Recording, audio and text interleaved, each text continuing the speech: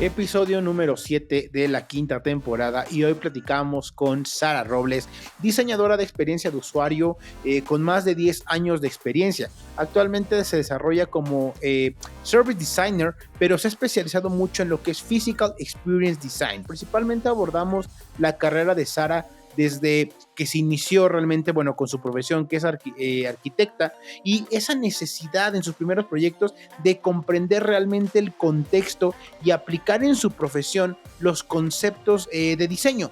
También platicamos sobre cómo llegó a convertirse en embajadora de Visual Thinking, que podríamos pensar que al final de cuentas solamente son dibujos, pero realmente en el episodio hablamos de la importancia o cómo llegar a ese punto realmente de sintetizar ideas en tiempos muy cortos. En este episodio también ponemos principalmente foco en lo que es el diseño de experiencia en entornos físicos como pueden ser, por ejemplo, en este caso hablamos mucho de agencias o sucursales de banco y los retos que hay justamente para poder implementar estas experiencias, como pueden ser orquestar estas experiencias con muchos equipos. Hablamos también un poquito de diferencias entre lo que es diseñar servicios, incluso, bueno, productos digitales, ¿no? Que tienen que ver con un punto digital a lo que conlleva, las diferencias que conllevan a desarrollar experiencias físicas. La verdad es que este episodio tiene un montón de valor. Les vamos a pedir que tengan nota para que puedan, digamos que, anotar todo lo que les venga y todo lo que les interese de este episodio, porque insisto, hay mucho material y recuerden, somos bien Rebels. The UX Rebels, un podcast para los que no creen en el status quo, para los que no aceptan su entorno y creen que pueden mejorarlo con diseño. Somos Rebels.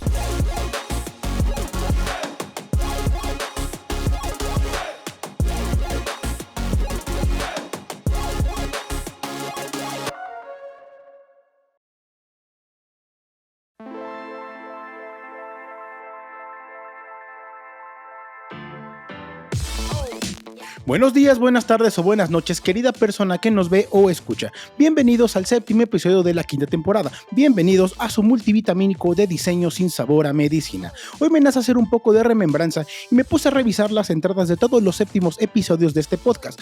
Durante la cuarta, Ulises y yo estábamos presentando The Rebels, un formato más parecido a programa de chismes y que espero retomemos porque era donde podíamos hablar, sí, hablar más, de todos los términos hype del momento. Durante la tercera podríamos recordar la operación del apéndice bidupla tras una noche de cervezas, pizzas y hamburguesas con este humilde servidor. No somos médicos, pero el omeprazol no cura el apendicitis. Tome nota. En la segunda temporada, mientras tomábamos unos mates con Sol Mes y decíamos, sin Roy no hay diseño, afirmábamos nuestro compromiso de ser el podcast donde se habla de diseño de una forma casual y sin complejidades, cosa que seguiremos cumpliendo. Lo que nos lleva a la primera y nos hace recordar una de las mejores entradas de este podcast, y no es porque la haya escrito yo. Durante la entrada nos presentamos como si fuera lucha libre y mencionábamos que Ulises era el ganador indiscutible por decir 5 veces wow en una frase de 5 palabras, pero ahora mi dupla se ha superado y ha reemplazado el wow para decir super cool, super cool, super cool, super cool, super cool. Lo que me lleva a pensar que en estos años no solo yo no he dejado de tener muletillas como tal cual, sino que no hemos madurado, ya que sigo siendo el ganador en las promociones de cerveza del Oxxo, pero este podcast cada vez es un adulto mayor al que le debes hacer caso. Dicho eso, aquí estamos dispuestos a dejar una nueva entrada digna de Grammy y una nueva historia para que ustedes, amada rebeldía, sean ustedes bienvenidos a The UX Rebels. Ulises, ¿cómo estás, amigo mío? Bienvenido a este séptimo episodio. Amigo, qué buena remembranza parece, y a lo mejor voy a sonar viejito, como dice hace rato, como podcast de tercera edad, como ese capítulo especial de Los Simpsons de los 100 primeros episodios. La verdad es que es una muy buena remembranza. Ya ni me acordaba que justamente quería apagar el apéndice con el omeprazol, o mejor dicho, pensaba que tenía acidez y en realidad era apendicitis. Entonces la verdad es que muy buena entrada, amigo. Te felicito. La verdad es que creo que va a quedar entre las mejores de esta temporada, porque hemos subido el nivel esta temporada, ¿no? Sí, amigo? Totalmente. No, pues nada, pues y esperemos que, bueno, ya no tengamos que ir al médico, ¿no? Básicamente. Bueno, sí, eso sí. Yo esta semana que estamos grabando este episodio estuve enfermo, entonces la gente no lo sabe, pero cuando Benja grabó ese episodio, yo ya estaba, digamos, recuperándome, ya estaba bien, pero Sí, inclusive fue un viernes en la noche, tuvimos que sí, sí, totalmente. cancelar grabación ese día porque pues la gente no lo sabe, Grabábamos con con Jaime, con Ramsa, con Jaime, Ajá, sí, sí, Ramsa con en el Jaime, Core, saludos allá en con el Core, Rams, sí, y sí, a Ramos. Ramsa, grabábamos con él y lo interesante fue que le tuvimos que cancelar, después pudimos retomar, Ajá, pero ajá. sí fue una odisea donde literal mi esposa le mandó un mensaje a Benja de, oye, ¿qué comieron? Y después, oye, pues van a operar a Ulises del apéndice, ¿no? Es correcto. Y nos dimos cuenta que haciendo esta entrada, por eso te preguntaba hace rato, la gente no lo sabe, que puntualmente no hay episodio 7, no hay episodios 7 y 8 puntualmente del Exactamente. podcast, porque aparte tuvimos de Rebels, Sí, justamente el sí, sí, sí, formato que sí. estábamos presentando. Y bueno, entonces una bonita cosa. Ulises, un nuevo episodio y hoy tenemos invitadaza. Y esta Invitadas, sí, amigo. yo lo voy a decir, Échale. y se lo dije ahora que platiqué con ella. O sea, no sé de qué haya sido el error, pero estaba en nuestra lista desde la primera temporada, porque es de las personas con las que venimos haciendo amistad, ¿no? Desde que empezamos a generar contenido, como que de esta cámara que empezó por ahí a hacerse comunidad, por ahí del año pandemia, ¿no? Que siempre decimos. Exacto. ¿Cómo estás, Sarita? Bienvenida a The UX Rebels, qué honor tenerte por Venida. acá. Hola, mucho gusto, muy feliz. Siempre esperé que me invitaran, así que me encanta saber que siempre me tuvieron en la mira. Somos lentos y de logística complicada, pero teníamos en la mira. Un día sería para episodio de podcast de repente entender las complicaciones logísticas que tenemos a la hora de los invitados y quién va, quién no va, etcétera, etcétera. Pero sí, totalmente. Estabas en nuestra lista y qué bueno que entonces es un win-win para ambas partes, ¿no? Tú querías, Sí. nos quisimos y se pudo, y entonces aquí estamos platicando, ¿no? Se logró. Buenísimo, pues vamos a empezar con la primera pregunta.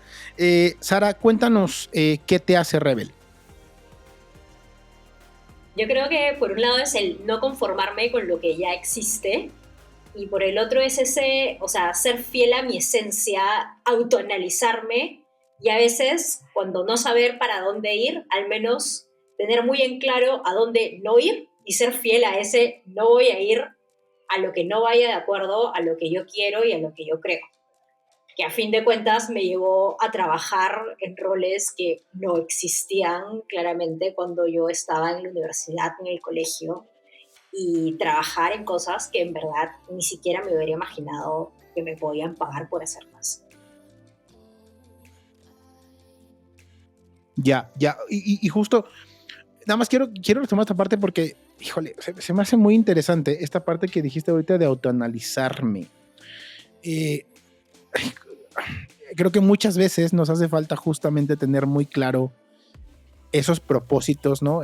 Personales y como para poder tener este punto de partida, de tomar las decisiones correctas de a dónde quiero guiar, incluso en mis decisiones profesionales, porque se habla mucho de las decisiones personales, ¿no? Pero tocan a las personales y entenderte bien, ¿no? Funciona muy bien también para poder tomar mejores decisiones a lo profesional, ¿no, Miul?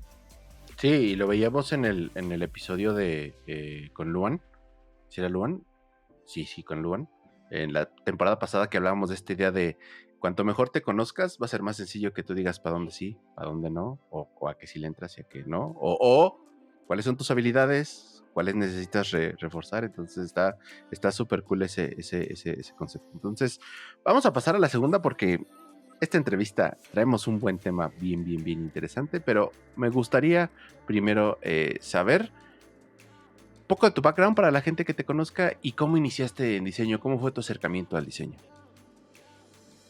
Yo creo que el diseño y el arte siempre ha estado muy presente en mi vida. De hecho, mi bisabuelo es el escultor, entonces vengo de una familia bastante artística. Y cuando yo quería ver qué iba a estudiar, como a muchos a los 16 años no tenemos muy claro,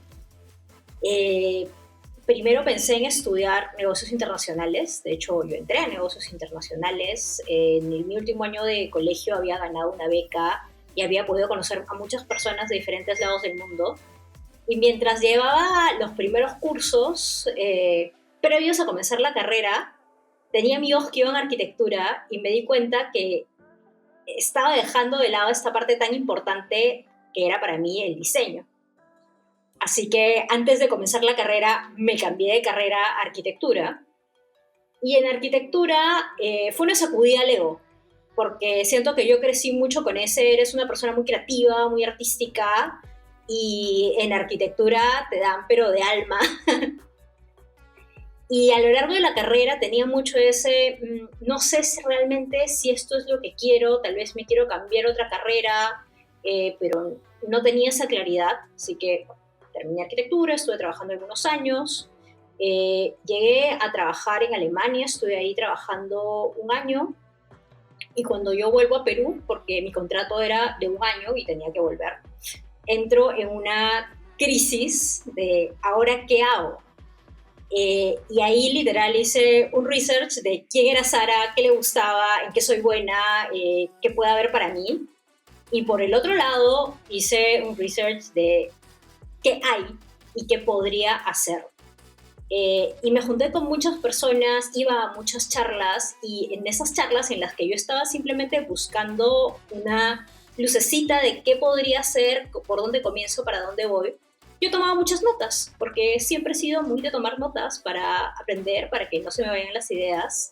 Y de hecho en arquitectura hacemos muchas gráficas. Entonces lo que comenzó a pasar era que las personas se acercaban a mí y me decían, oye, ¿dónde vas a publicar esto? Y yo, mi cuaderno, en ninguna parte. Y así comienzo a crear contenido, o sea, comienzo a compartir esos resúmenes de eventos a los que yo iba. Comienzo con la creación de contenido, les hablo de un 2016, y así llego a comenzar a hacer un giro en mi carrera. En esa época recién comienzan a aparecer los primeros laboratorios de innovación en Perú. De hecho, cuando yo veo la publicación de que estaban buscando gente, me emocioné un montón. Ahí conocí que era IDEO, dije, este lugar es para mí. Y súper emocionada postulé y no entré. Pero creo que fue justamente un buen momento para comenzar a formarme en temas que en ese momento todavía no había un boom. O sea, yo recuerdo haber estado en cursos de IDEO, de Design Thinking, donde era la 21ª peruana y tenía que hacer grupo con gente de Estados Unidos porque no se conocía. Y en todo este interín de buscar, de compartir, llego a quien fue mi jefe en esas épocas, que vio que hacía estos resúmenes gráficos, y me dice, oye, vamos a tomarnos un café, me interesa lo que haces. Y me dice, ¿cuánto cobras por hacer esto? Yo claramente en esas épocas no cobraba, no sabía que podía tener un tipo de salida de ese tipo. Y comencé a hacer algunos freelances con él. Más adelante, él estaba haciendo un estudio de diseño de información. Él renuncia a su trabajo para dedicarse netamente y dice, trabajemos juntos. Ahí formamos un equipo que fue creciendo a lo largo del tiempo y comenzamos a trabajar con diferentes empresas, trabajamos con startups, trabajamos con el Ministerio de Educación, trabajamos en temas de tecnología, de minería, y ahí en toda esta parte de diseño de información también comienzo a ver temas de UX Research, comenzamos a ver más temas de UX, de UI, ya tenemos perfiles de UX y UI en el equipo, y aparece el término Service Design en mi vida, y aparecen también las comunidades.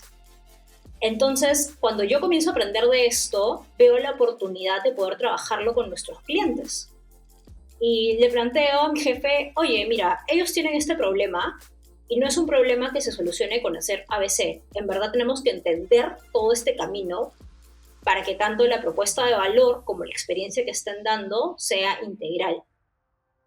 Y ahí fueron mis primeros casos de diseño de servicios. Uno fue con una empresa que era un estudio de arquitectura, diría que de los más grandes del país, porque son los que les diseñan las oficinas a todas las empresas grandes. Y de ahí el otro cohort de startup, que literal les decimos desde el branding hasta las oficinas. Pero nunca dijimos que era service design. Entonces, en ese interín comenzaron a abrirse más puestos de service, y ahí es donde entro a banca.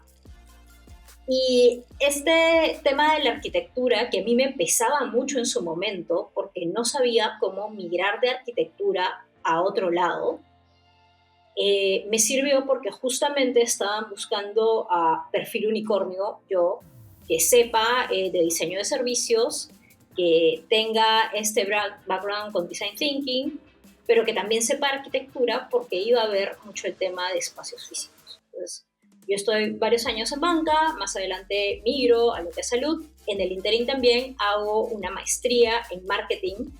Y mucha gente me ha preguntado que, ¿por qué marketing y tal vez no algo de innovación o diseño estratégico?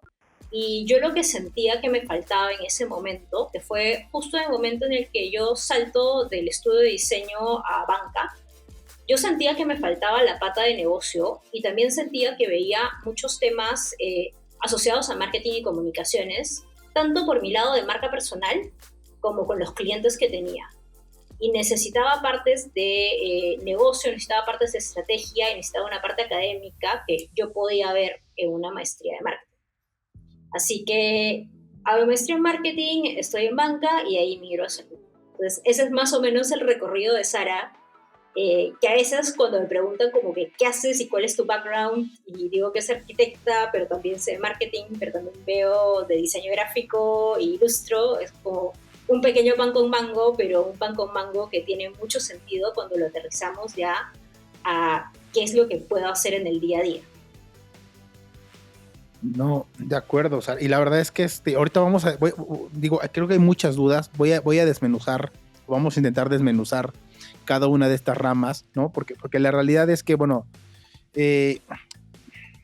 o sea, me gusta mucho conocer, ¿no? Esa otra parte de ti, bueno, que digamos que de alguna forma ya lo conocía, porque bueno, para la gente que no lo sepa, no estuvimos trabajando puntualmente juntos, ¿no? Pero estábamos trabajando integrados para ciertos proyectos, ¿no? Si lo quieres ver así, pero desde lejitos.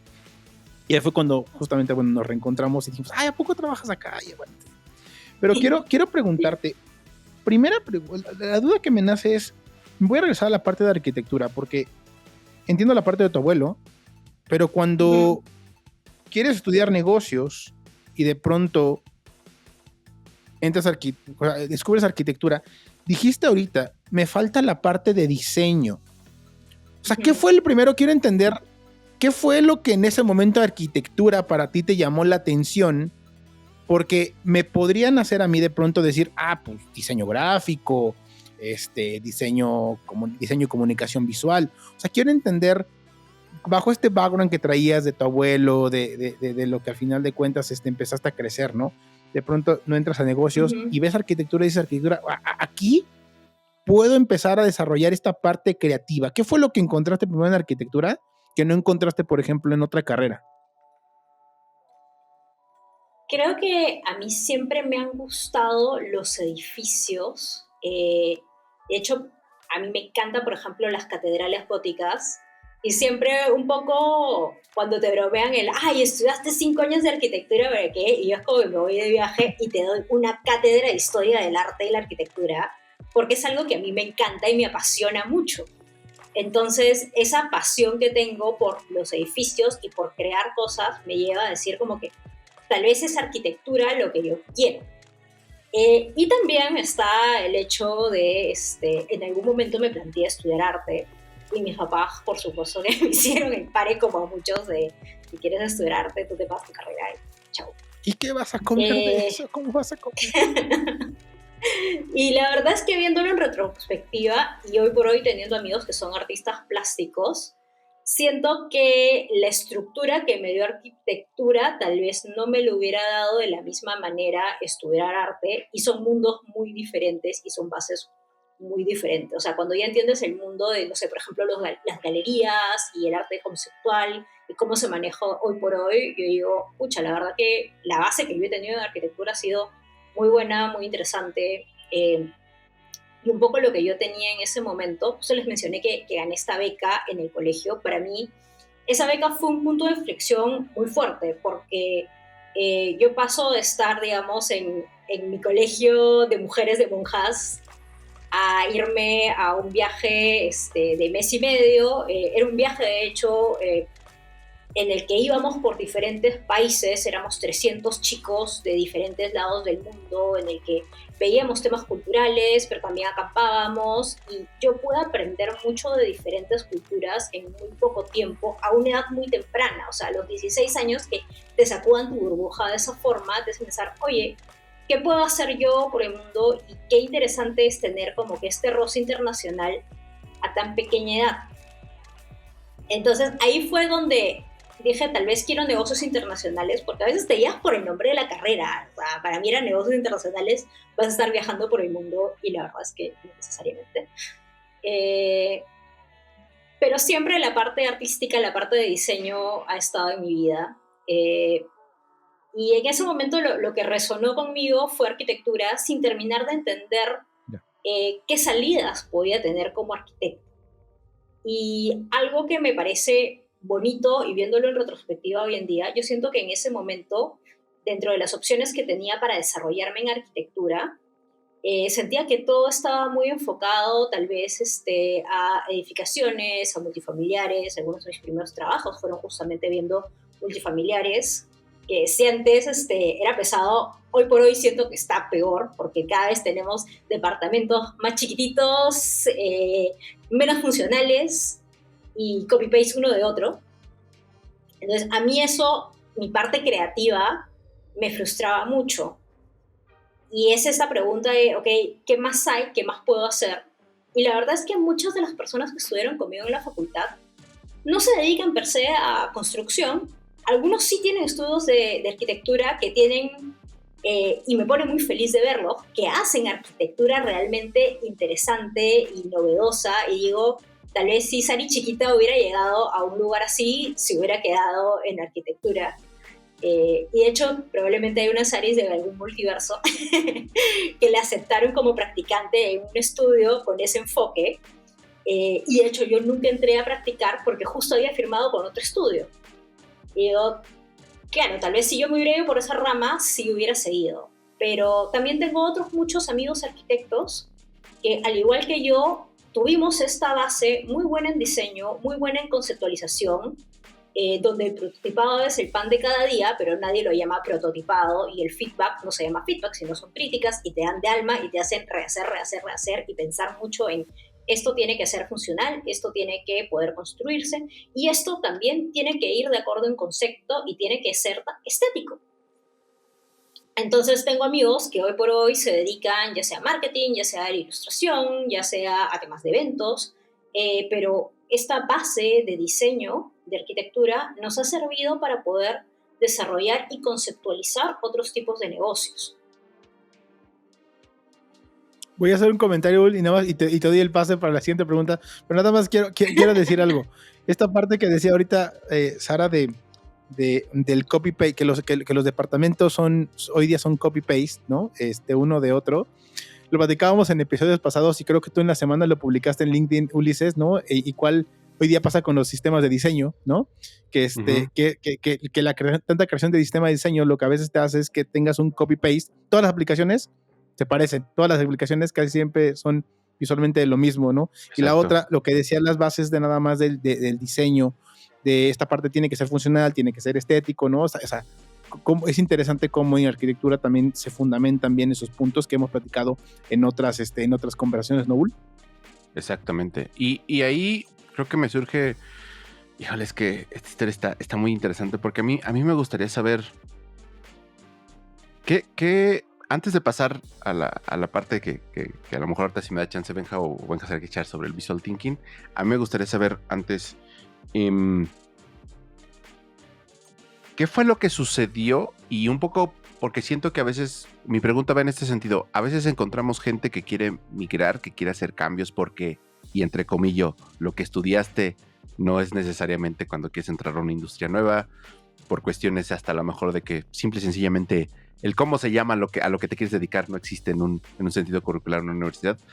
¿Cómo fue tu proceso entendiendo que venías de arquitectura, que encontraste cosas probablemente, me gustaría que me hablaras, qué cosas con similitud o con cierta ventaja de decir, yo ya sé esto y esto me ayudó a conectar los puntos para hacer, por ejemplo, service design o empezar a entrar en temas de innovación? O también, ¿qué otras cosas te diste cuenta? Que creo que más o menos nos dijiste en la respuesta anterior, pero ¿qué otras cosas dijiste? Híjole, la arquitectura en sí misma no me las puede dar y tengo que conectarlas. Ahí solo me gustaría saber cuáles son las cosas que encontraste como puentes para hacer esta transición y qué cosas sentiste que tenías como gaps o que te hacían falta para seguir continuando con esta misma transición. Súper. Yo creo que cuando me comencé a dar cuenta que tal vez la arquitectura per se no era para donde quería ir, fue todavía ya estando en la universidad, pero terminando porque igual, o sea, si les decía a mis papás en un último año, oigan, ya no quiero arquitectura, me iban a mandar a volar. Entonces ya comenzamos, terminamos. Yo entré a una asociación de estudiantes que se llama AYASEC, que lo que hace son intercambios internacionales, ya sea de manera profesional o de voluntariados. Esto a mí me dio una red internacional bastante interesante y yo entro, porque AYASEC funciona como una mini empresa de alguna manera de estudiantes, y yo entro al área de comunicación y marketing. Y de hecho, luego entro a liderar el área de comunicación y marketing.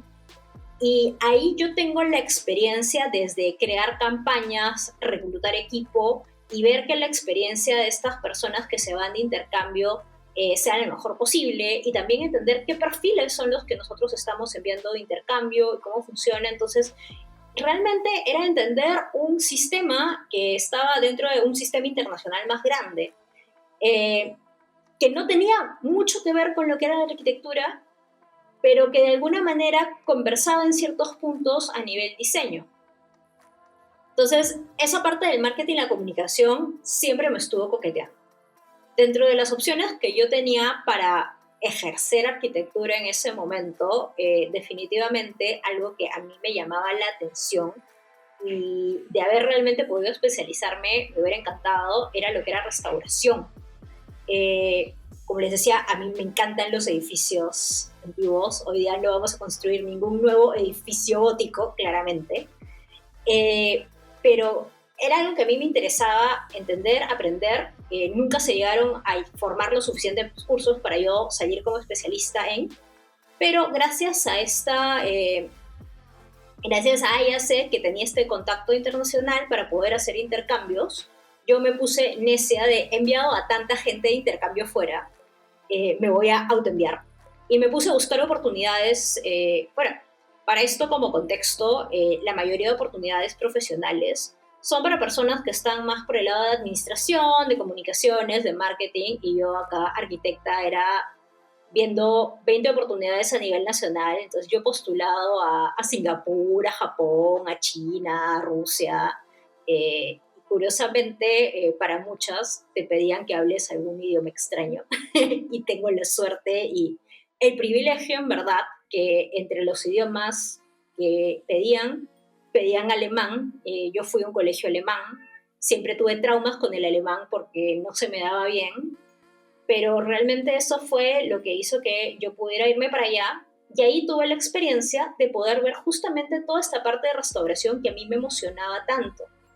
Y dentro de ese tema de restauración, yo tengo la oportunidad de liderar un proyecto que es como mi hijito, y diría que fue mi primera experiencia de diseño de servicio sin tener ese nombre, que era un proyecto de restauración de los velatorios que están dentro de cementerios para convertirlos en centros culturales.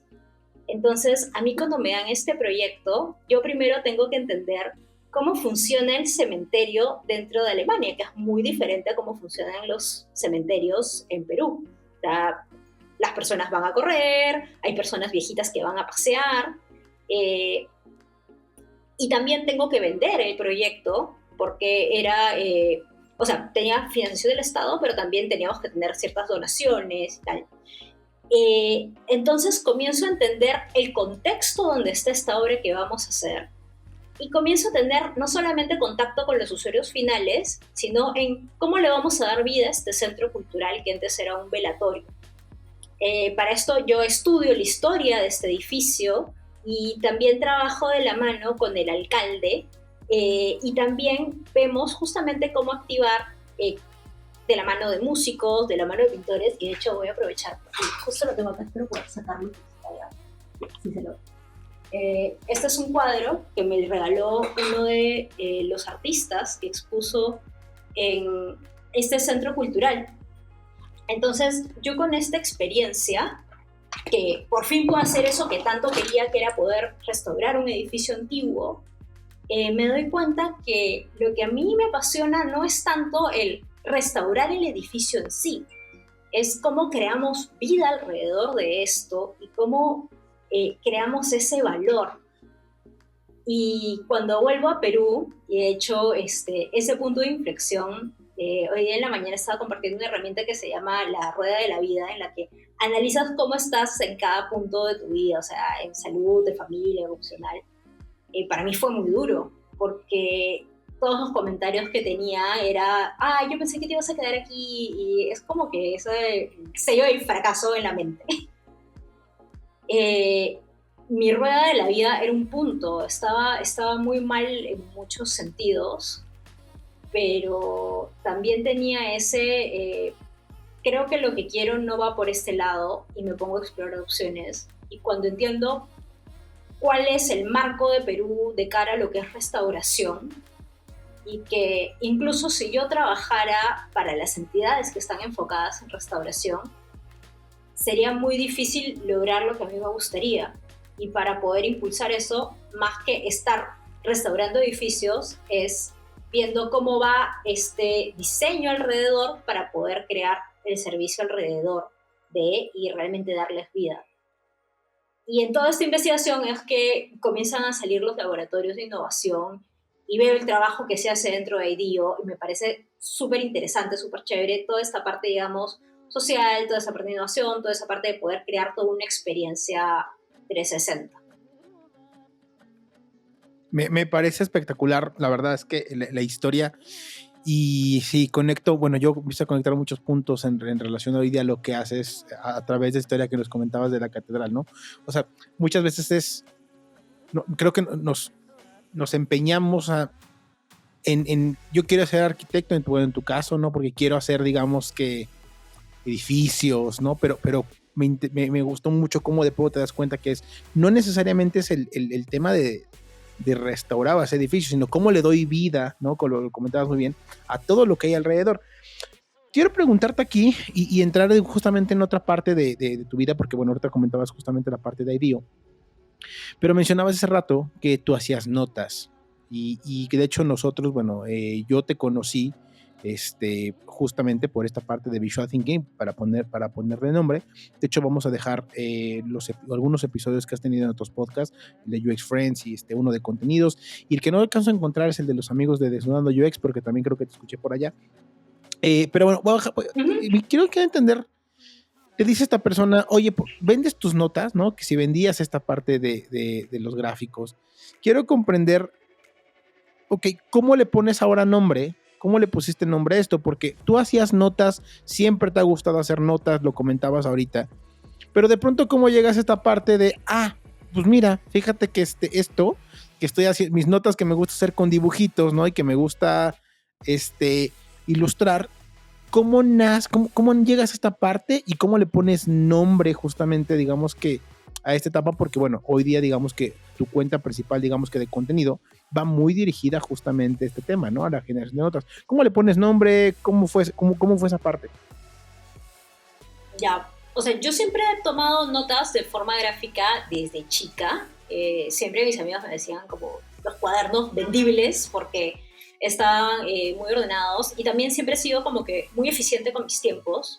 Cuando yo veo a la gente que hace sus cuadernos y los pasa en limpio, a mí me entra la ansiedad, porque nadie tiene tiempo de hacer eso. Y en arquitectura, justamente esta forma de tomar notas gráficas se acentúa aún más. En arquitectura llevamos como 5 historias del arte y la arquitectura, y a diferencia de otros cursos donde tú podrías tomar notas solamente escribiendo, los exámenes que se toman, tú tienes que dibujar los cuadros, dibujar las esculturas, las catedrales, y el tipo de nota que tú tienes que tomar son muy gráficas para poder acordarte de todo. Entonces ahí como que creo que subo un escalón en mi forma de tomar notas para sobrevivir y poder pasar los cursos en la universidad. Y siendo que para mí tomar notas, aterrizar cosas en cuadernos, me ayuda mucho a entender, a entenderme también, y lo he seguido haciendo a lo largo de mi vida. Entonces, cuando yo llego y estoy en plan, ok, voy a ir a tal evento, voy a ver tal charla, voy a tomar notas y de ahí veré si hay algo que me sirve, si no me sirve. Y como se comenzaba a acercar gente, una vez una chica colombiana, gracias chica colombiana, se me acerca y me dice, oye, tú eres documentadora gráfica. Y yo, eso, no tenía idea de qué me estaba hablando. Y a partir de eso, yo comienzo a investigar qué rayos es documentación gráfica y comienzo a ver que en ese tiempo se usaban más los grupos de Facebook. Habían grupos de visual thinking, pero a nivel Latinoamérica se usaba más el término documentación gráfica, facilitación gráfica. Ahí mi cerebro marketero veía que estaba comenzando a entrar más lo que era design thinking. Dije, esto no se vende en español. Vamos a llamarlo visual thinking, que es más marketero. Y ahí como que comencé a investigar más, a entender más cómo funcionaba a nivel, digamos, de ocupación.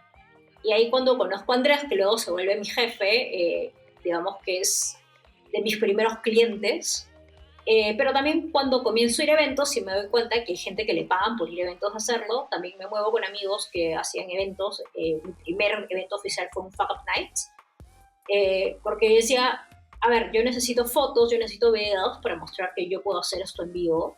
Y a partir de eso comenzó como una bolita de nieve. O sea, me comenzaron a llegar clientes, comencé a tener más exposición, comencé a crear más contenido alrededor y comencé a profesionalizarme. Y alguien que fue muy importante en ese momento, y espero poder escuchar este contenido con ella porque justo voy a ir a Chile, es Christine Neckelman, que en estos grupos de Facebook la mayoría de personas eran, no sé, Estados Unidos, Inglaterra, que nada que ver con nuestro entorno latinoamericano. Y también eran mucho mayores que yo, o sea, yo tenía que 25, 26. Y veo a esta chica de Chile, que era un poquito mayor que yo, y le digo, oye, hay que juntarnos por Skype, sí, así, así de alto. Y ella me cuenta un poco cómo lo estaba desarrollando y en Chile, más o menos cuánto cobraba, cómo era la dinámica con empresas. Y justo viene de vacaciones, como al año a Perú, nos juntamos, nos caemos demasiado bien y decimos, oye, hay que hacer un taller internacional. Yo vengo acá a Perú, tú vienes acá a Chile y lo sacamos, porque esto está comenzando a sonar, nosotras tenemos las capacidades y vamos. Entonces, en verdad, Chris fue la primera persona que me empujó, o sea, ya no a documentar solamente, que era lo que yo venía haciendo en esa época, que de hecho Andrés también me impulsó mucho a hacerlo y luego ya entramos a ver otro tipo de proyectos en el estudio. Pero para mí fue no sé, digamos que nos conocimos en enero, dijimos ya, en noviembre sacamos taller en Chile y en Perú, y en el interín yo tenía que sacar talleres más chiquitos para ver qué tal iba por acá. Saqué, creo que eran 2 talleres, que para mí era como que mi test, a ver cómo sale, si se apunta gente, si no se apunta gente. Se apuntó tanta gente que tuve que sacar 5 más. Y así arrancamos. Wow. Wow. Wow.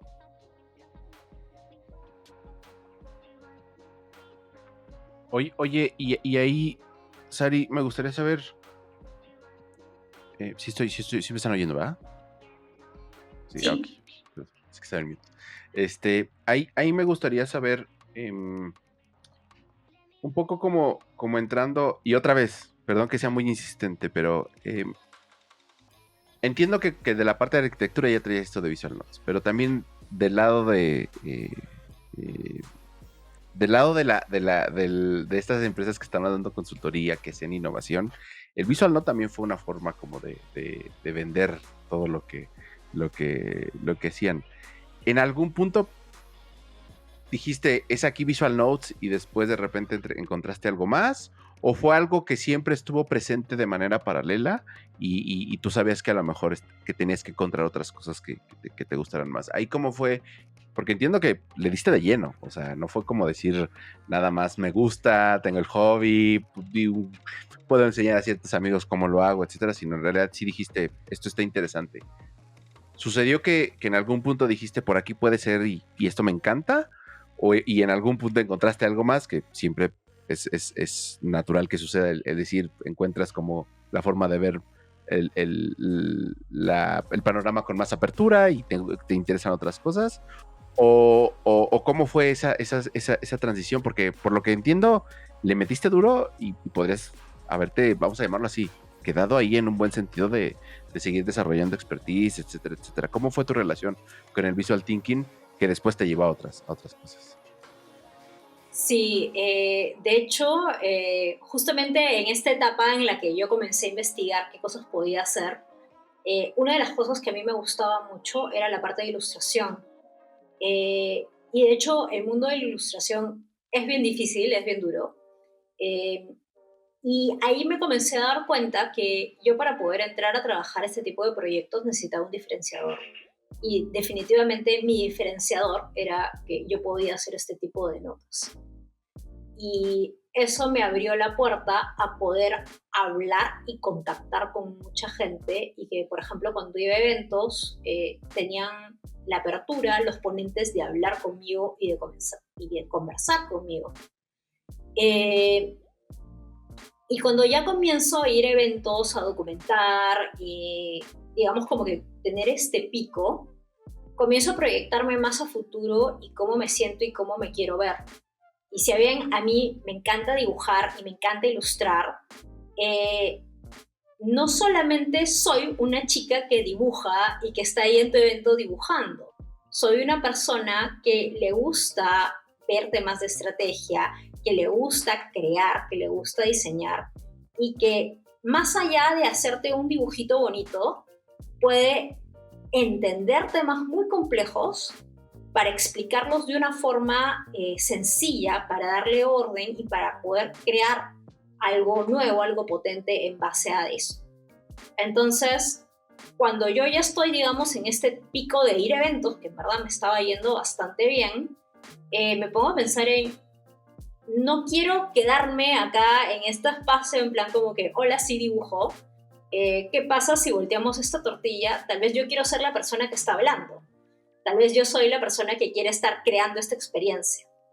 Y justamente en ese interín de quiero crear y quiero diseñar más, comienzan a ver este tema de comunidades y se me introduce el término service design.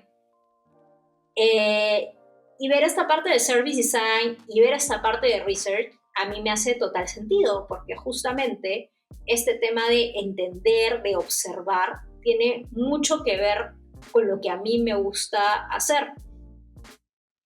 Y el poder potenciar este entendimiento con además tener esta parte creativa de conceptualización me hacía total clic. A veces yo digo, pucha, qué suerte que me pagan por hacer esto, porque en verdad mi top de por sí de estar viendo y analizando cosas siempre está presente. Híjole, a ver, en este podcast, somos esas personas. El otro día decíamos que somos ya estas personas adultos mayores, que nos quejamos mucho. Pero si de por sí ahorita tengo un problema, tengo esta duda. Cuando empiezas con los talleres, ¿qué es lo que esperaba la gente que tomaba estos talleres? ¿Aprender a dibujar? ¿Aprender a tener mejores trazos? Porque quiero entender realmente qué habilidades se requieren hoy día para hacer ese tipo de notas. Que son habilidades, quiero pensar que no solamente te ayudan a bajar notas, te ayudan a final de cuentas a poder desarrollar carrera. porque creo que tienes que tener mucho pensamiento crítico, pensamiento sistémico, un montón de pensamientos para poder sintetizar, para poder, digamos, que comprender realmente qué es lo importante de lo que estoy escuchando, ¿no? Y eso, a posteriori, bajarlo una nota, ¿no? O sea, sí, a lo mejor ya, o sea, hay una parte técnica, pero quiero comprender, son dos preguntas. Estas personas que empezaron a tomar justamente estos cursos o estos talleres, ¿qué esperaban? O sea, ¿cuál era el entregable final? Hacer notitas lindas, ¿no? Como las que tú compartes.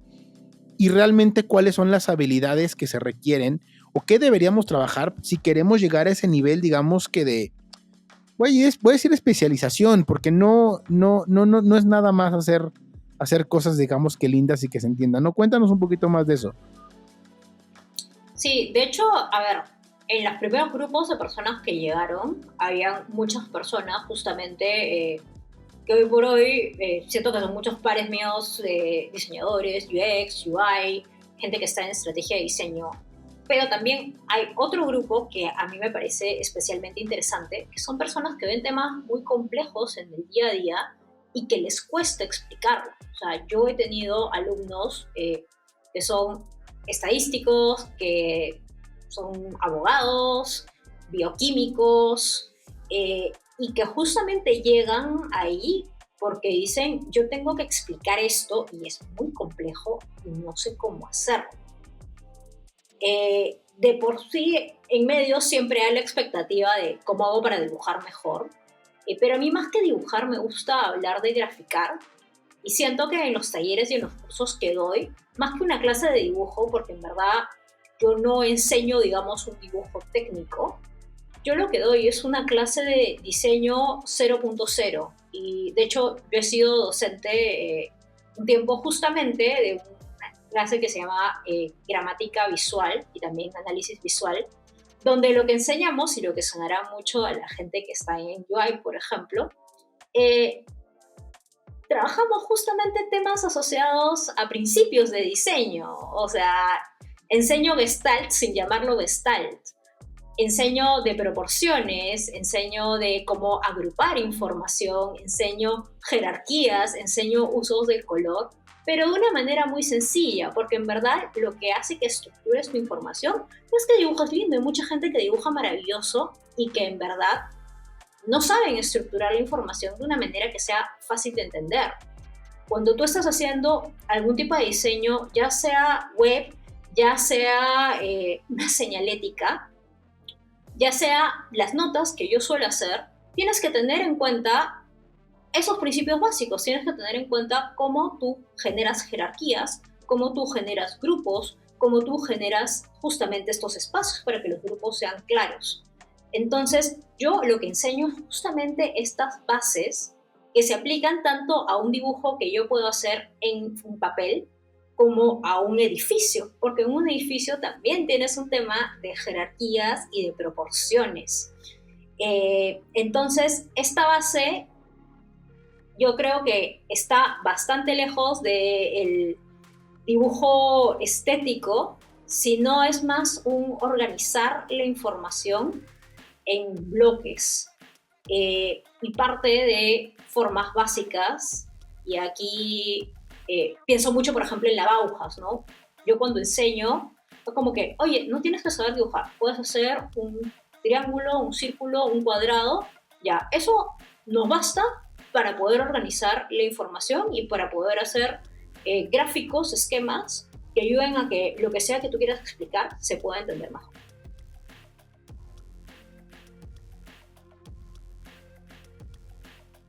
Está bien interesante porque creo que cerramos un poco el loop de la conversación que teníamos con Marisabel de la importancia de sintetizar, ¿no? De decir, diseñar es sintetizar y creo que de alguna manera cierras este loop diciendo, pues necesitas comunicar, crear jerarquía, crear bloques, o sea, básicamente es desmembrar esa complejidad de manera visual para que sea entendible y eso en automático, bueno, de manera natural te lleva a sintetizar la información, ¿no? Que creo que en ese sentido yo puedo, y yo como alguien que viene con un background gráfico de diseño y comunicación visual, pues sí podría hacer notas visuales, pero hacerlas en vivo requieren un cierto expertise para decir cómo conforme vamos desarrollando cierto speech o ciertas ideas de manera oral, empieza a buscar esa jerarquía para que los puntos al final se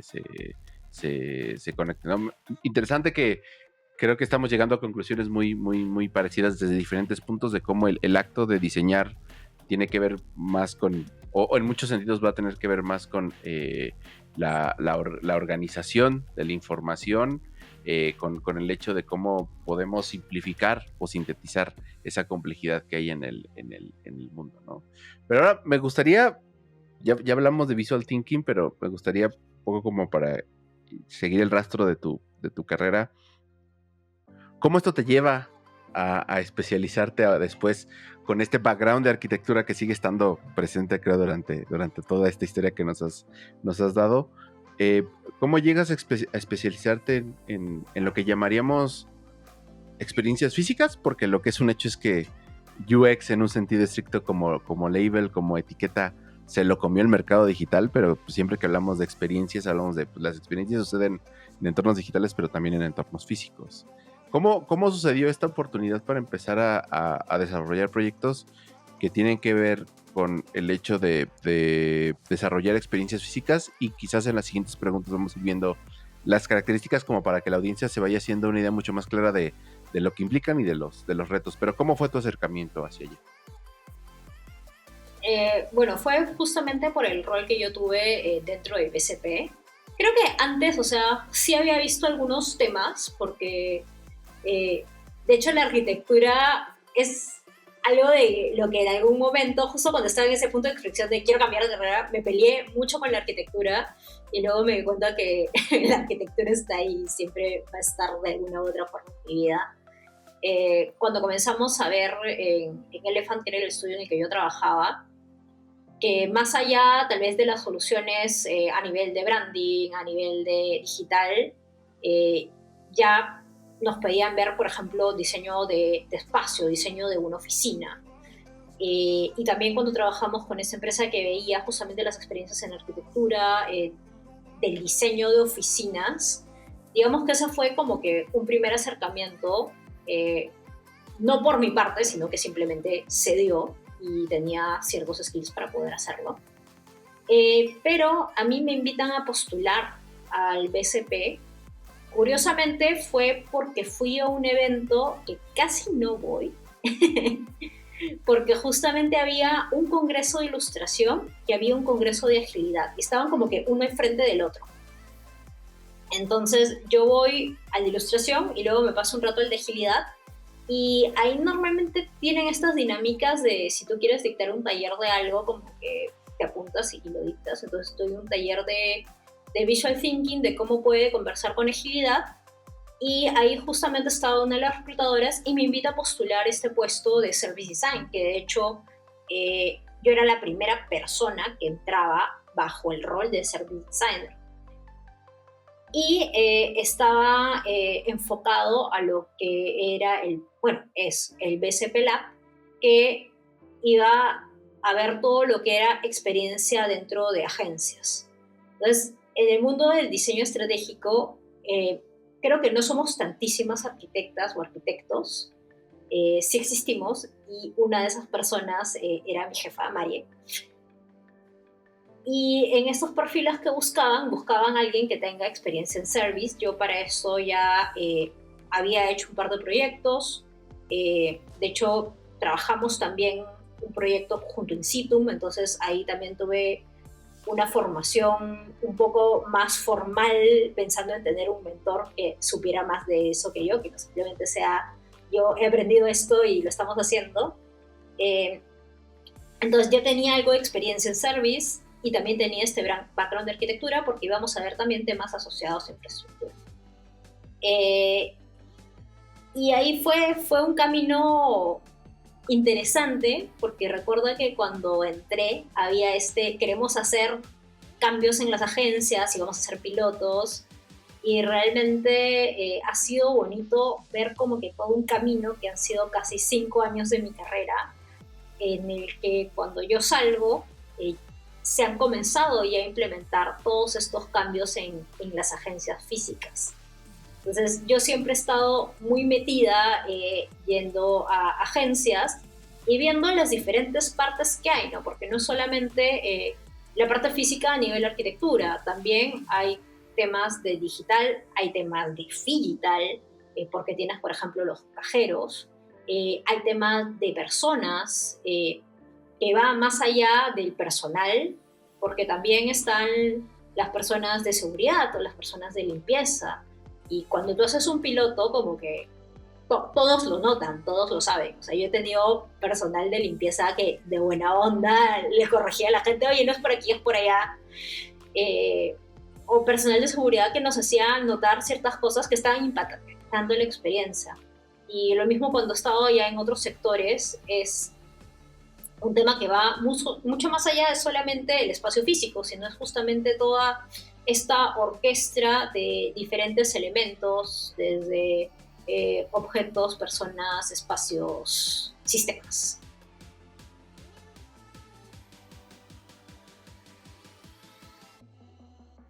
Oye, Sara, me interesa saber justamente cuáles son estos retos, o sea, porque suena padrísimo, pero creo que cuando hablas justamente de diseñar para espacios físicos, ¿no? Que te iba a decir ahorita, otra vez la arquitectura, por más que estuviste peleado con ella, mira, se vuelve a encontrar, ¿no? Otra vez te la encuentras en el camino. Pero ¿cuáles son estos retos? Porque podría sonar muy lindo la realidad, ¿no? Decir, bueno, voy a diseñar la experiencia, y van a entrar las personas por aquí, y el señor de limpieza le va a decir, hola, ¿qué tal? Muy buenas tardes a todos, que tiene que ver con servicio. Pero realmente, ya cuando estás ahí, ¿cuáles son los retos que hay? Porque platicábamos hace poco con María Isabel, y justamente nos decía, bueno, cuando haces investigación a nivel país, ¿no? Y tienes que bajarlo eso a espacios físicos, a espacios, por ejemplo, pues experiencias, digamos que con contextos distintos, distintas zonas, distintas, en tu caso, distintos suelos, ¿no? Distintas normativas. ¿Cómo es estar ahí? O sea, ¿cuáles son los principales retos que encuentras cuando quieres diseñar, por ejemplo, hacia espacios físicos? Creo que el reto número 1 es hacer que las personas con las que estás trabajando mantengan la calma cuando las cosas no salen bien y que entiendan que es parte del proceso para poder mejorarlo y que compren la idea de que este es un proceso donde no todo va a salir perfecto y cuando las cosas no salgan bien vamos a comenzar a ajustar y a mejorar, pero tienen que comprar y todos tienen que estar en el mismo equipo y ese es un reto muy grande. Porque si quienes están trabajando dentro de lo que tú estás probando no compran eso, o sea, no lo vas a lograr. Así de simple. Entonces tienes que estar muy alineado y tienes que saber, literal, navegar en el caos. Cuando uno ve tal vez experiencias digitales, está un poquito más controlado, o tal vez no necesariamente lo sientes a ese nivel porque no tienes a todos tus usuarios viéndolos navegar, eso no está funcionando. Imagínense todos los usuarios que usan una aplicación que estén alrededor tuyo y que estén alterados diciendo como que, oye, pero esto no funciona. Entonces, lo que pasa cuando tú haces pruebas en físico es eso. O sea, tienes a la gente asada porque algo no está fluyendo de la manera que esperan que fluya. Y tienes también a la gente que está atendiendo que también está estresada porque algo no está funcionando. Y justamente parte de es, ok, ¿cómo ajustamos para que esto vaya funcionando mejor? Hay veces que por ahí, pucha, sí le atinas en una y todo funciona maravilloso y bien, pero por lo general van a tener que ir habiendo ajustes. Y también, por otro lado, es entender también parte del negocio de ver cómo lo que tú estás haciendo tal vez no choca con otras metas o con otros focos que se tengan en ese lugar. Entonces, es entender mucho eso. O sea, si el foco de las personas que van a estar dentro de los pilotos, las pruebas, no conversa con el tuyo, va a ser muy difícil que se llegue a lo que se quiere.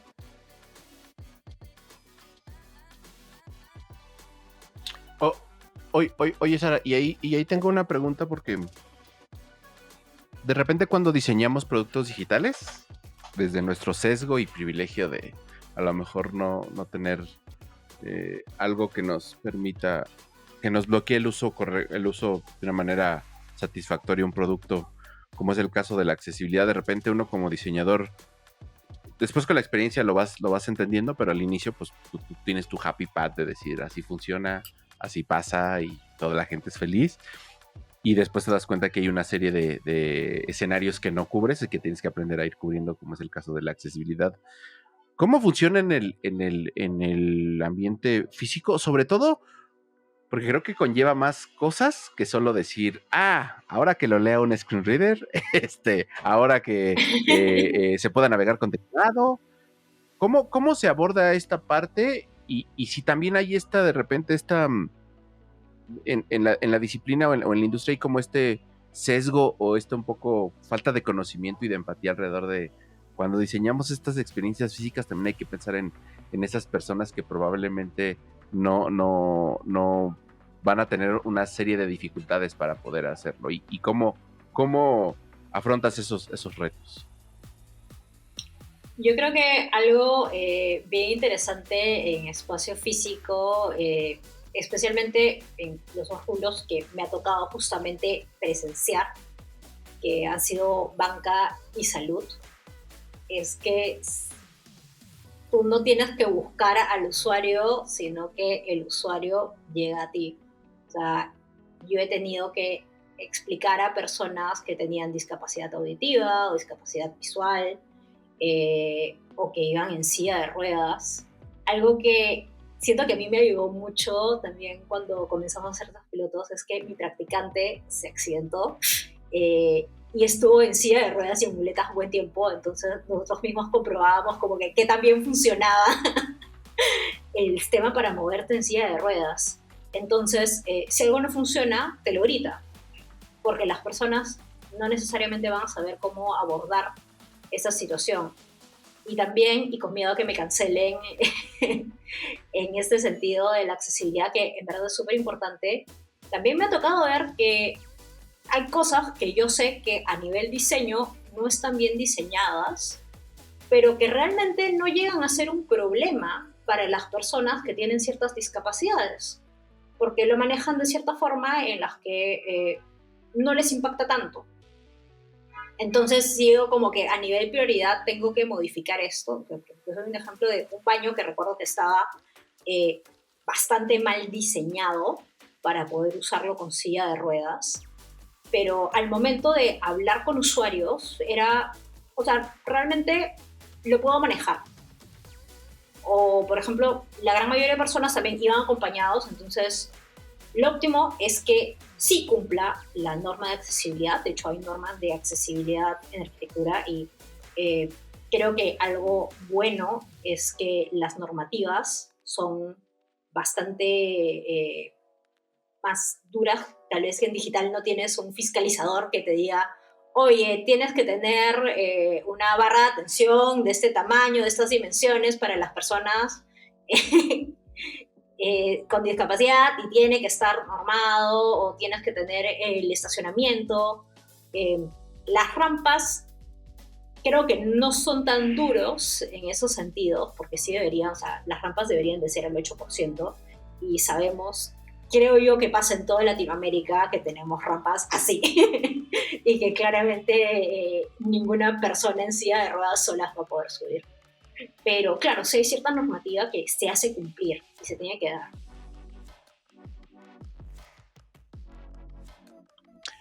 Oye, ahorita me gustaría hablar, y a ver si viendo esa pregunta, me gustaría ver de cómo es negociar, ¿no? Ese tipo de cuestiones. Y más allá de, como decíamos, más allá de negociar, posiblemente de cómo es orquestar, ¿no? Todo ese tipo de artefactos.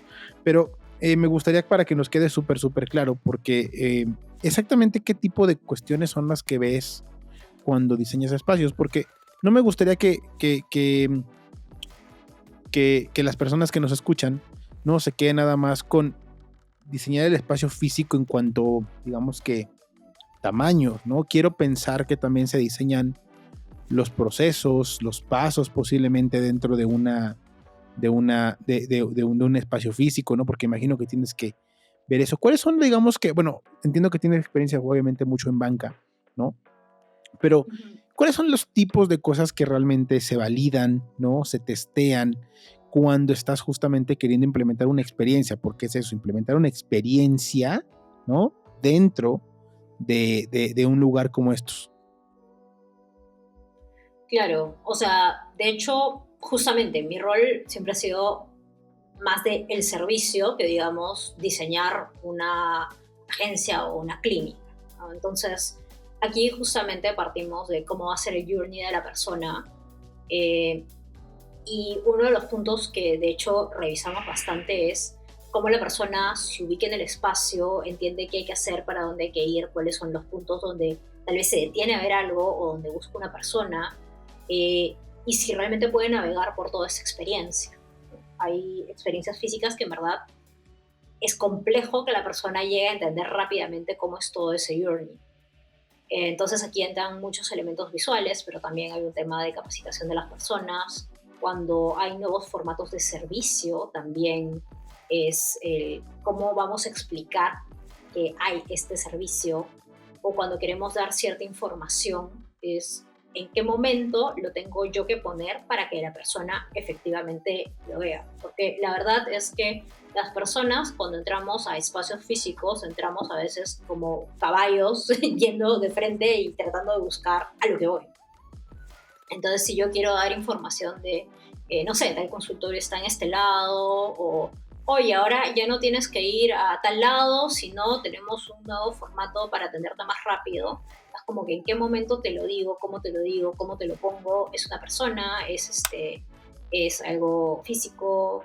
Igual, por ejemplo, con el tema de pantallas, yo, por ejemplo, tuve que ver lo que era la comunicación en turnos. Es como que la gente lo entiende, no lo entiende, lo lee, no lo lee, está muy chico. Y también, volviendo un poco al tema de la accesibilidad, está bueno tener justamente estos usuarios extremos, que a veces tal vez no llegan a tener una discapacidad, pero tienen una dificultad, ¿no? Entonces, si hay una persona que no escucha muy bien o no ve bien, es cómo le hago entender que esto es lo que tiene que hacer. O tenemos algún tipo de política para poder apoyar a una persona que tiene tal vez un tipo de discapacidad auditiva o visual. Entonces, ¿qué se hace, no? Y eso ya va más por el lado que el espacio físico tal vez tiene mucho que ver con el personal que está dentro, ¿no? ¿Qué tipo de pautas tiene el personal que está dentro atendiendo el espacio que se esté dando? Entonces, es justamente toda esta orquestación de el espacio, las personas, los objetos, los sistemas.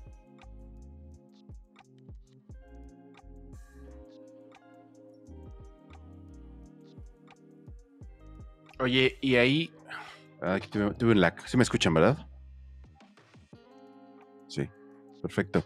Y ahí, ¿cómo ves? Porque veo demasiados paralelismos con sus respectivas, vamos a llamar así, sus respectivas proporciones, pero muchos paralelismos a la hora de crear productos digitales, teniendo diseño de servicios, ambientes físicos y todo lo que conlleva. ¿Tú crees que el diseño es un orquestador?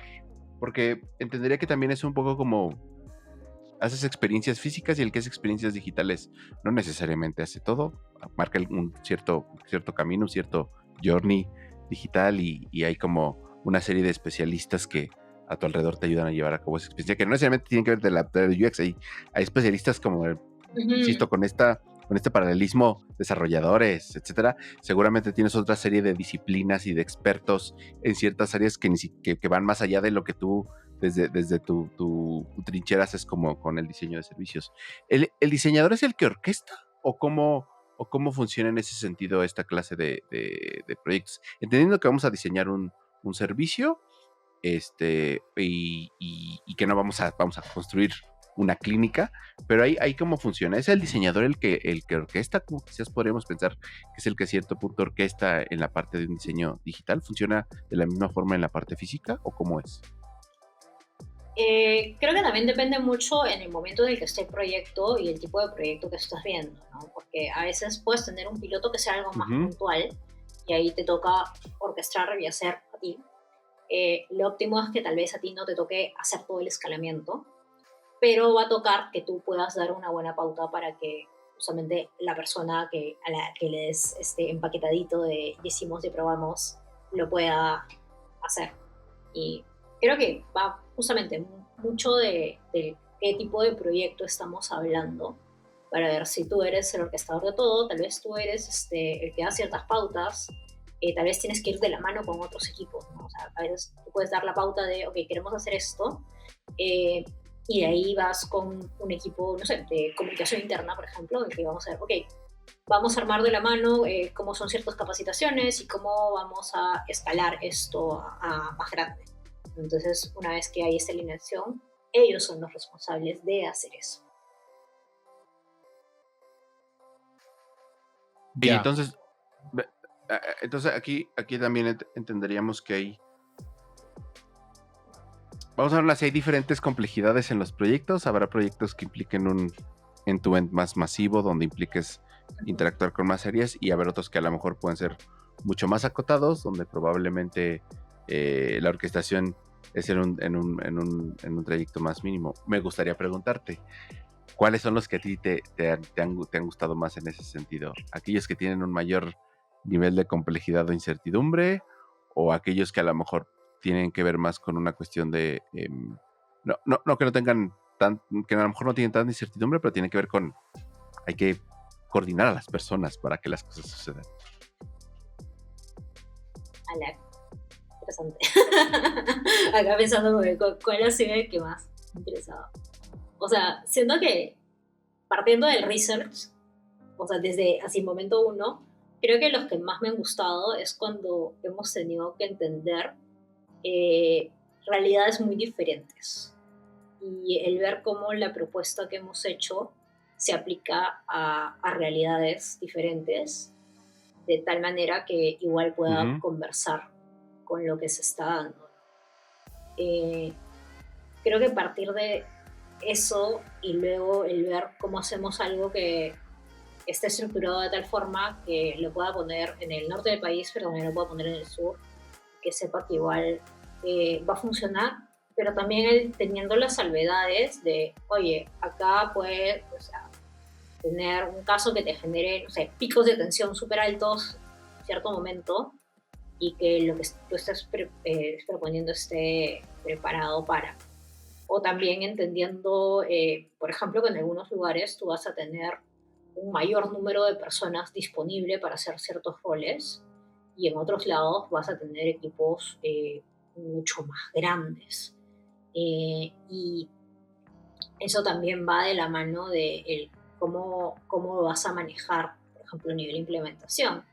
A veces te va a tocar primero probar en el equipo más chiquito, ver si funciona algo, y tal vez cuando quieres hacer el escalamiento con un equipo más grande, con más roles, la dinámica puede variar bastante, ¿no? Entonces, no solamente la dinámica, es como el cómo negocias con la gente eh, para que lleve eso a su equipo. O sea, creo que cuando pasa eso es bastante interesante y de hecho como que aprendes mucho de las realidades, ¿no? Es como que un shot de humildad, porque justamente tienes que bajarte un escaloncito a entender, ok, ¿qué es diferente acá? Y a mí algo que me ha gustado mucho en las experiencias que he tenido en los últimos años es que he podido viajar a conocer mucho mi país y entender que, o sea, la realidad de la selva es abismalmente diferente a la realidad de la costa que hace muchísimo calor, a la realidad de la sierra, donde hay personas que llegan y que tal vez solamente hablan quechua, o que hay lugares donde en verdad la señal es muy baja y justo con Miguel que trabajamos en Salesforce, siempre bromeo y también cuando escuché la entrevista de Luigi me acordé. Siempre les digo como que, pucha, mis momentos de máximo estrés han sido cuando he estado en su equipo, pero en verdad aprendí mucho porque, no sé, por ejemplo, un sesgo que yo tenía era no hay tantos extranjeros en Perú y justo había un tema en un flujo que lo sacamos como alerta cuando comenzamos a entrevistar a las personas que estaban en diferentes ciudades y nos dimos cuenta que iba a impactar con las personas extranjeras que se atendieran. Entonces, mi sesgo era, no sé qué tan crítico es esto, tal vez no es tan crítico. Y cuando comenzamos a dimensionar, era muchísimo más grande de lo que pensábamos. Entonces, ahí como que vas aprendiendo un poquito de realidad. Y, como digo, es ese shot de humildad, de te escucho, hay realidades que yo no conozco y que en verdad tú eres el que sabe, o me acuerdo también, no sé, creo que era en Ayacucho, que creo que tenían temas de sistema, o me acuerdo que una vez había un tema de lluvias y claro, el sistema les iba lentísimo. Entonces son pequeñas cositas, como algo anecdótico que me pareció muy, muy interesante. Juliaca es una ciudad que está en la sierra del Perú, es muy alta, pero la gente es como que súper emprendedora. Y a mí algo que me pareció súper interesante que pasaba era que muchas veces cuando nosotros queríamos que las personas pasen de ir a un espacio físico de bancario a uno más digital, teníamos este reto de enseñarles. Lo que pasaba ahí era que había gente que aprendía y tipo quería cobrarle, o sea, tenían como que pequeños negocios así paralelos de enseñarte a usar el bancamóvil o ayudarte a enviar dinero, pero era como que gente que se le prendió el foco y como que, si yo hago esto, me van a pagar, ¿no? Pero son como que pequeñas realidades de a alguien se le ocurrió aquí.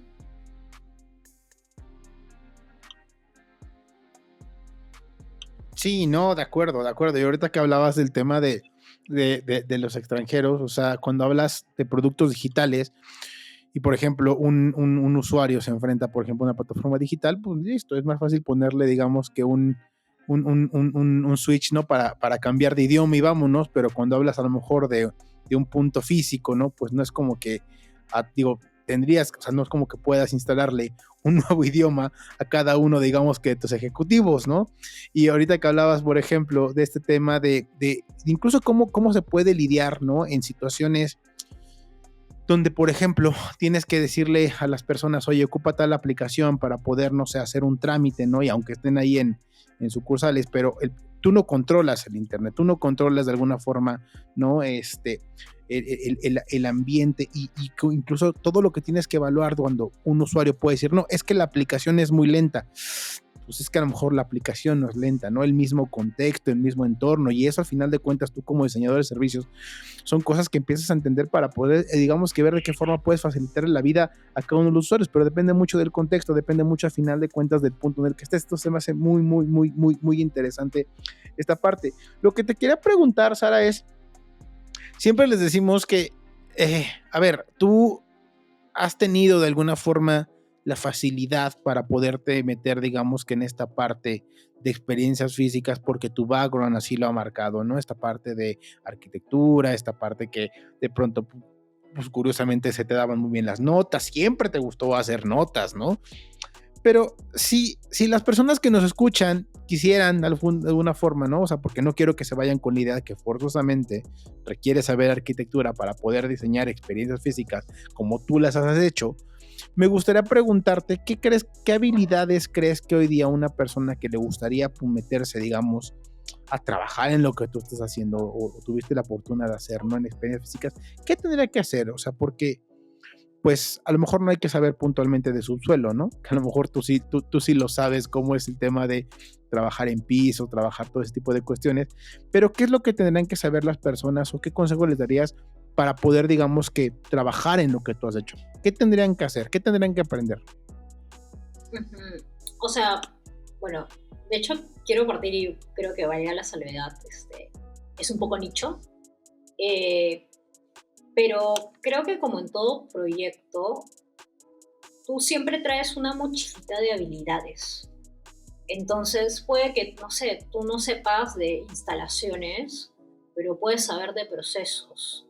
Y creo que es bien importante justamente este tema de observación, de entender en dónde estamos, de observar, de esta habilidad de iterar, de prototipar.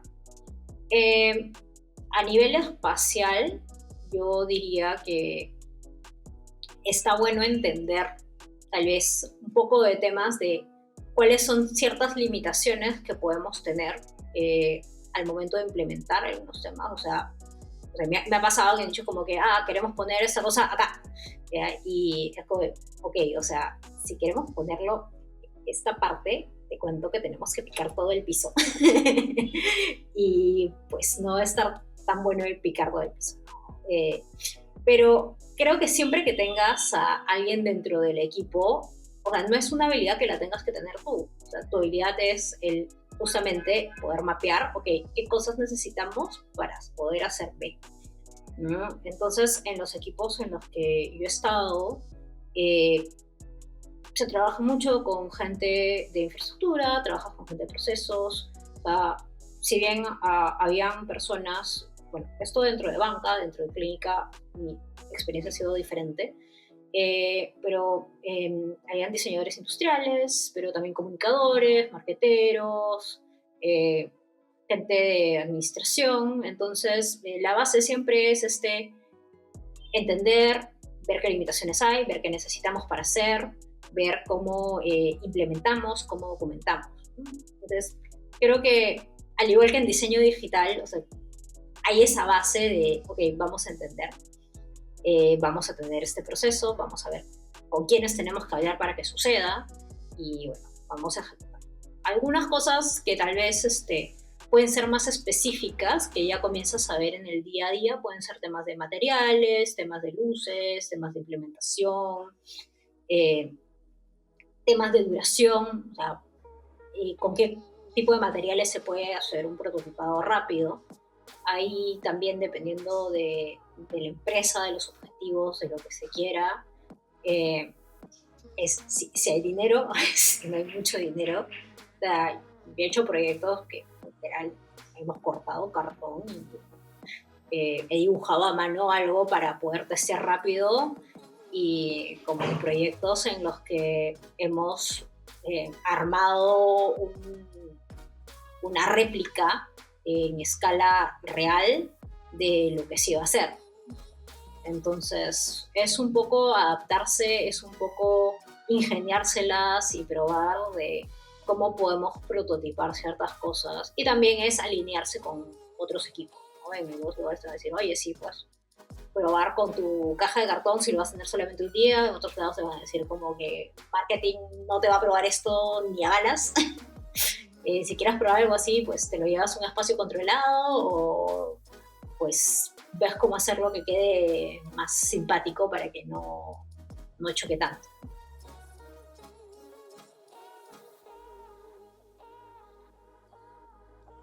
Buenísimo, pues creo que, híjole, yo sigo encontrando muchos paralelismos, pero me encanta como descubrir lo que sucede en el exterior, que insisto, a veces por lo que haces, tu sesgo, no te tomas el tiempo de pensar de, como decía Benja, ¿no? En la aplicación es bien fácil decir, pues cambia el inglés y ya, ¿no? Ya jaló un switch y pasas de combo 1 a combo 2, ¿no? Pero seguramente en físico lo tienes que desarrollar de otra forma. La verdad es que imagínate disfruté mucho, tienes mucho algo impreso y te costó Exacto. O sea, es como de, se cambia, a lo mejor habrá que ver, en fin, creo que da para pensar mucho los retos en los que tienes que adaptarte y los cuales tienes que aplicar. Me encantó mucho esta parte, creo que tenía un rato que tenía este sesgo como bien que no me había dado cuenta de, claro, afuera suceden cosas. Lo máximo a lo que yo llegaba era lo que llamas physical, ¿no? Que sí pensabas en el cajero automático, y aún así los cajeros automáticos vienen de fábrica y ya traen cierta configuración, pero sí, sin duda el hecho de pensar en los servicios me gustó, ¿no? Entonces, creo que ha sido una charla muy, muy interesante. Esta es como la parte en la que Benji y yo te agradecemos, porque la verdad es que disfrutamos mucho tenerte como invitada. Personalmente, la parte de Visual Thinking también me encantó a mí, muchísimo a mí, que soy de los que dibuja mientras hay juntas. Entonces, la parte de Visual Thinking me encantó. Y creo que pasamos con la pregunta final, o la última pregunta ritual que nosotros tenemos. Estas 3 personas que han influido, diseñadores, no diseñadores, personas de tu vida, personas de la vida pública, o de algún modo, que han influido en lo que hoy eres. Dinos esos 3 nombres. Bueno, definitivamente Andrés Ureña, que fue, digamos, la primera persona que me dio la oportunidad de trabajar dibujando y que hoy en día de alguna manera sigue siendo mi mentor y gran amigo. Ya hemos hablado hace creo de 2 días. Y me metió esta patita de, o sea, hagamos cosas, probemos cosas, veamos cómo venderlas, porque también era el, oye, quiero hacer esto, ¿cómo lo vendemos? Y de hecho, la Sara Emprendedora ha aprendido mucho ese de cómo vendo el valor de lo que yo hago. De ahí creo que María Chávez, que también fue mi jefa muchos años en BCP, que también tenía este sombrerito de arquitecta, y que vivimos parte de este proceso, ¿no? De entender cómo se come esta disciplina, cómo se come esto en Perú. Creo que aprendí mucho de el cómo manejarlo, el cómo conversarlo, el cómo tener muñeca. A mí me gustaba mucho ver cómo Marie manejaba las reuniones, porque siento que a veces en las negociadas hay algunas personas que tienen esta forma de negociar tal vez un poco más impositiva, ¿no? Y ella es como que muy, muy delicada con la etiqueta, pero como que te manda una chiquita y como que logra hacerlo. Y siento que ese tipo de negociador como que resuena más con mi personalidad, ¿no? O sea, yo no voy a venir a imponerte cosas, sino es como el como que, oye, pero razonemos, pero esto es así, pero hey, pero tú también ganas. Y eso creo que fue muy interesante. Y también siento que ella como arquitecta me ayudó mucho a hacer estas paces con la arquitectura, ¿no? Te digo que yo andaba como que súper peleada y terminé teniendo que volver a usar AutoCAD, hacer maquetas, he hecho maquetas uno en uno. Y claro, me acompañó en todo este proceso. Y otra persona, de hecho es Cintia Álvarez, que es quien fue mi practicante y de hecho hoy ya somos roomies, muy buena amiga mía, que justamente desde ese rol de practicante y hoy en día ya de par diseñador, siempre tuvo ese como retar las cosas y el aprender y esa curiosidad y el ver otras formas de hacer las cosas, ¿no? Entonces eso creo que a mí me incentiva mucho, también como que esa energía de hagamos, probemos, y sí es de esa otra forma que creo que, y voy a decir esta frase que creo que repetimos mucho en diseño, pero sin juniors no hay seniors, y creo que justamente esa curiosidad me ayudó mucho y me sigue ayudando mucho en mi día a día. Sara, la verdad es que nuevamente agradecerte. Ha sido un episodio, un agasajo. Creo que, ¿sabes qué? Creo que valió pena la espera, te voy a decir por qué. Porque yo creo que si hubiéramos entrevistado en episodios pasados, seguramente hubiéramos hablado mucho de Visual Thinking, y esta parte de experiencias físicas, la verdad es que a mí me llevo mucho, y yo soy de esas personas que de pronto dice, híjole, como que ahora me quiero dedicar a eso, ¿no? Pero bueno, oye, lo equivalente a los hipocondríacos cuando leen enfermedades. Sí. Ahora quiere dedicarse cada nuevo tema.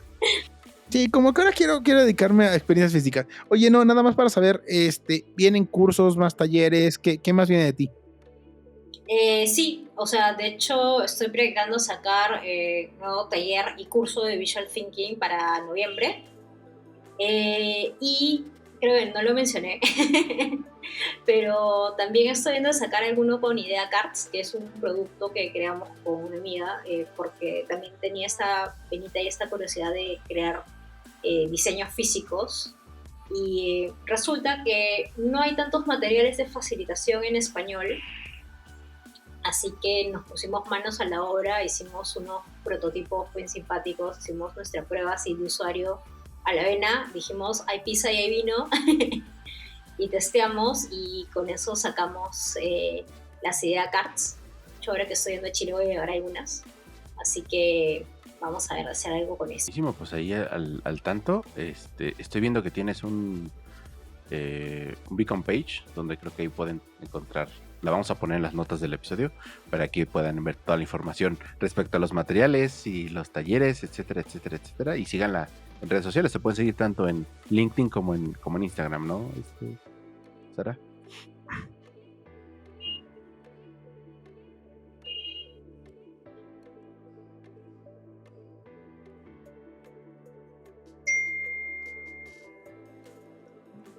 Sí, ahí creo que se cortó un poquito. Tal vez. Sí, Pausa, no, se cortó. Eso lo editamos. Sí. Sí. Pero te decía, te pueden seguir en tus redes sociales, ¿dónde te pueden, si quieren continuar la conversación, dónde te pueden contactar? ¿Cuál es el mejor medio para entablar conversación contigo? Sí, me pueden seguir en Instagram. Mi cuenta es imperspectivas, Perspectivas, todo junto. Y también por LinkedIn, soy como Sara Robles, me escriben, respondo, me gusta hablar con gente. Y también me gusta como que rebotar un poco en qué está pasando en otros lados y, no sé, si hay más gente en plan intentando entender los sistemas sobre los que trabajamos a nivel espacio físico, que igual, ¿no? Siempre el sistema en el que vivimos como país, como región, termina siendo la base de todo lo que hagamos, ¿no? Sea físico, sea digital. Genial. Buenazo. De verdad, Sara, nuevamente, qué gusto tenerte aquí por fin en The UX Rebels. La verdad es que yo insisto, me gustó mucho esta conversación. Creo que ha sido un verdadero agasajo.